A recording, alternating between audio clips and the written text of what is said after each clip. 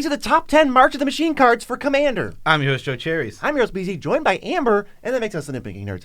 Because we're the Nitpicking Nerds, that means we have a Patreon, and it means Frank Potion is one of our amazing supporters. And I would say, if you haven't been to our Patreon, you should check it out, because if you subscribe to it and pick a tier, you might get to see some bloopers.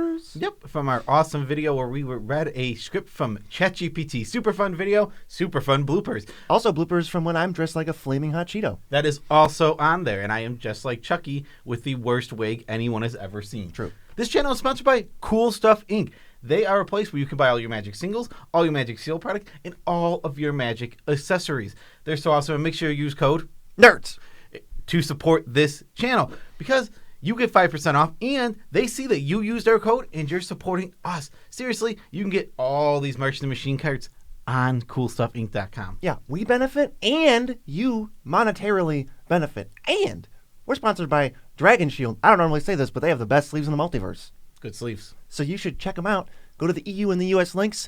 Get yourself some sleeves. Support the channel with those links at the same time. And happy birthday to everyone whose birthday is today, and your pets. It's not Amber's birthday, unfortunately, so we can't say that. But let's do this. This is the best cards from March of the Machine and March of the Machine Commander decks. This is a powerful set.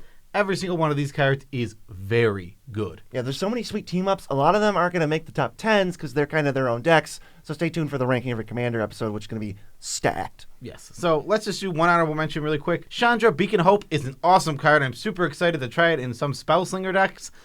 But unfortunately, it just missed this list. Still an awesome card. So let's do number 10, which is C Double. 2 blue for an instant. This spell can't be copied, thank God. Choose one. If an opponent has 8 or more cards in their graveyard, you may choose both. Copy target spell. You may choose new targets for the copy, or you can create a token that's a copy of target creature. It's pretty easy to turn this card on. It's great to get both. This is the first version. Like, 4-mana clone is the going rate, right? Like, that's what we expect out of our clones. Solid instant speed makes this card even better. I would say we actually expect a little bit more than 3 in a blue clone. Okay, that's fair. No one plays that card. That's the 3 in a blue clone is the ground floor for a clone.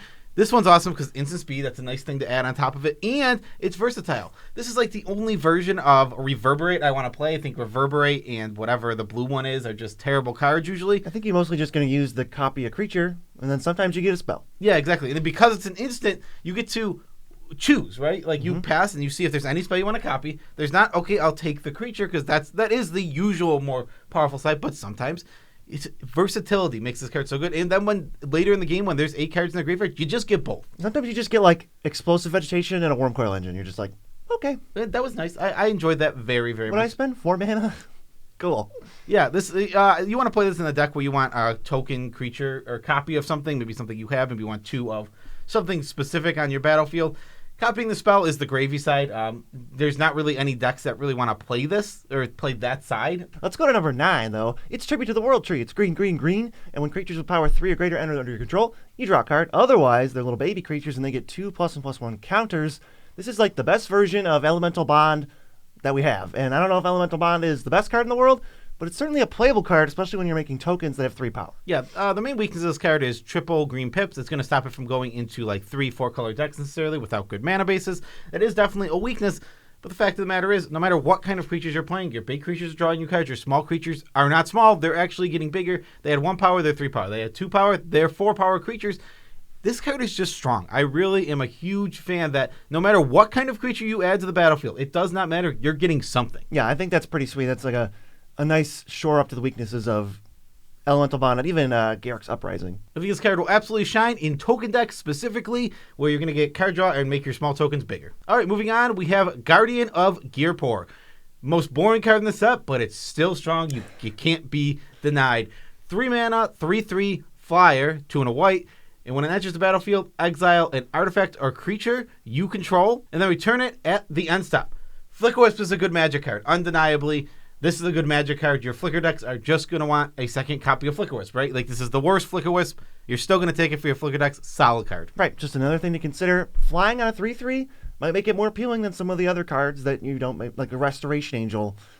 I might just rather save a mana. Yeah, saving mana is huge. Like three mana for the flicker versus 4 mana for the flicker is huge, and it's going to do artifacts if that has synergy with your deck. Right, I'll even give up instant speed. It's fine. Next up is number 7. It's Guardian Scalelord. It's 3 and a white for a 3/4 with backup 1, and then it gives flying and the following ability, which is when this creature attacks, you can bring a non-land permanent back from your graveyard to the battlefield with mana value X or less, where X is the creature's power.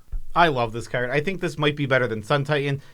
It can return bigger things. The weakness of it is it can't return lands like Sun Titan can, but you can return gigantic things simply by having a creature on the field. If your creature on the field has 5 power already, this comes down, puts a +1/+1 counter. All right, now it has flying. All right, free attack. Get in, and I'll return something that costs 6 or less. That's a large number. Yeah, it's cheaper than Sun Titan. It has flying and it gives flying, so there's a lot of upsides, even though we can't get, like, I guess, a 6/6 or we can't get back lands with it. Yeah, I mean, I think that not getting back lands is totally worth it for the fact that you can get back big things. This shouldn't just be a reanimate. Like, most decks, like, when you do like a 5 or a 6/6, it's just going to be so big. Give this to a Sun Titan, amazing. Sun Titan, I'll return that land and my 7-drop. So you have the best of both worlds. Yes. Why not just, they're just best friends. I think we need an alter art of Sun Titan riding the Guardian Scalelord. With friends forever. Next we have Excise the Imperfect. 1 white for an instant exile target non-land permanent. Amazing. Its controller incubates X, where X is its mana value. This card is competing with Generous Gift. This card is competing with Anguish of Making. It's competing with Beast Within in that slot.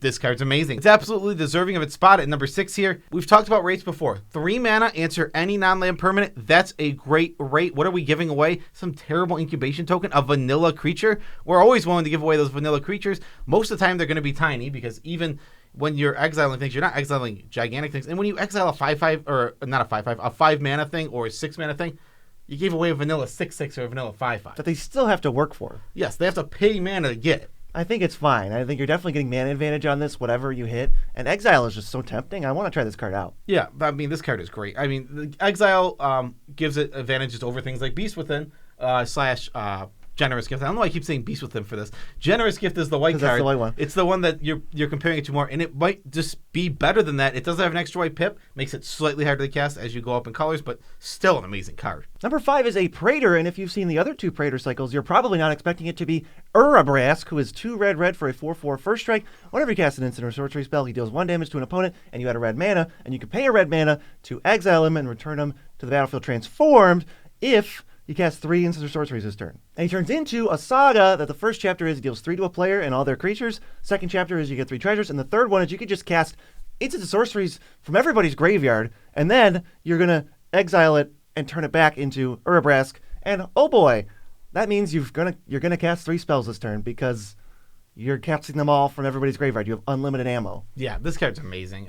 This is absolutely stellar. The front side is Burgi, and Burgi is a very strong magic card, and you're going to be dealing damage while doing that. It's super easy to flip. I love pairing this with some Proliferate, so we can go through the saga on the back really quickly, flip them back, and then cast the more spells, and then flip them back again. Just keep flipping them back and forth. Yeah, if you're blue-red, you can Proliferate. If you're red, probably not.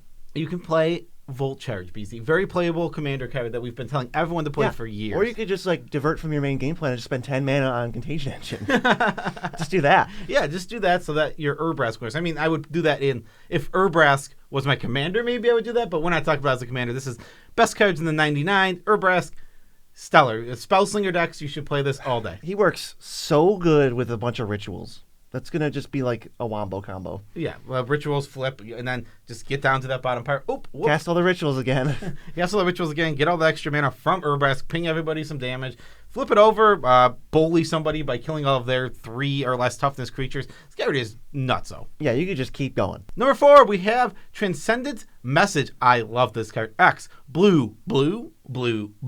That's right, 4 blue, and it has Convoke. You draw X cards. I mean, this card is simple, but this card is amazing. This is, I believe, the best version of Blue Sun Zenith we've ever seen, and I absolutely love it because it turns your creatures all into mana dorks. Only caveat is you need to have creatures. If this is in a control deck or some kind of draw-go deck, it's not going to be better than Blue Sun Zenith. And you're going to want the shuffle ability, or you're going to want Drown in Dreams or something. But if you have a bunch of tokens and Young Pyromancers and Murmuring Mystics, here you go. This is amazing. It's such a small caveat, right? Because how many decks don't have creatures? I mean, Blue there are. decks can throw creatures down. Yeah, I mean, almost any decks can throw creatures down, really. And if you're playing Commander and you're not playing like high power combo stuff, you're always playing creatures. Because how else do you win in the game if you're not comboing? Your Commander's a creature. Yeah, your Commander's a creature. I love this card. It's really impactful and it doesn't have one of those abilities that's like, oh, exile this. So like you can do it multiple times. Oh yeah, exactly. And this card is just it's such a good card to pass with. It's like, okay, I'm holding up everything. Got like 5 creatures untapped. I have all 7 mana. All right, boop. I'll draw. Was it 8? It's so strong. Mm-hmm. Sort of surprisingly, a battle makes the top 10 at number 3. This is Invasion of Ikoria, X green. And it's kind of Finale of Devastation on the front side. You just go search for a non-human creature from your graveyard or library with mana value X and just stick it right into place. So you got like a Green Sun Zenith, Finale type tutor, and I almost don't care what's on the back, but turns out if you can deal 6 battle hearts to this, you turn it into an 8/8 with trample that says your non-humans can just assign damage as though they weren't blocked. Yeah, okay, so this card is ridiculous. The front side is for non-humans. It's just Finale of Devastation. Which is like a $50 card. It is a $50 card. It's amazing. We don't need the gravy side of Finale being a finisher. It's a great card. Like, that is a good side to it. We don't need that. This card's still amazing. But this gets another upside. We flip it over, and all of a sudden, it's this thing that can just basically is an overrun. And Zalortha is huge. It's an 8/8 that can deal combat damage as though it weren't blocked. So you cannot chump block this. All right, I'll chump block it with a 1/1. All right, I don't care. I'll choose to assign combat damage as though it weren't blocked. Right, and it doesn't have trample, it has reach, so that matters. It does have reach. I mean, yeah, it's hilarious. I said it had trample, and I was like, well, why would I care about they chump it? But they can chump it, but it doesn't matter. Yeah, it doesn't matter. This thing has reach and pseudo trample in the form of its weird ability. Also, first time we're seeing Zalortha, the first Zalortha card is only available in Godzilla form in paper. Yep, and you can slam this down early and just go like, here's a 1-drop or a 0-drop or a Dried Arbor. Just play it for 0, don't get anything. Attack it, and now you have an 8/8.